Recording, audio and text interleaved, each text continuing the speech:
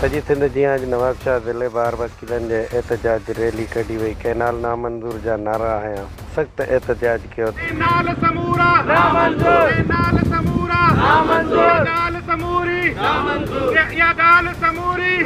तफ़सील मूजिब वफ़ाक़ जे कैनाल ठाहिण वारे मनसूबे जे ख़िलाफ़ रैली कढी सख़्त नारेबाज़ी कई। जॾहिं त रैलीअ में ज़िले बार जा सदर अली रज़ा चन्ना, जनरल सेक्रेटरी नईम मंगी, जॉइंट सेक्रेटरी साईं बख्श ज़रदारी, MMC रियाज़ हुसैन सोलंकी पिणु शामिल हुया। जॾहिं त मीडिया सां ॻाल्हाईंदे वकीलनि चयो त असां पूरी मुल्क में एहतजाज कंदासीं ऐं ही सिंध दुश्मन पॉलिसी कॾहिं बि कामयाबु थियण न ॾींदासीं।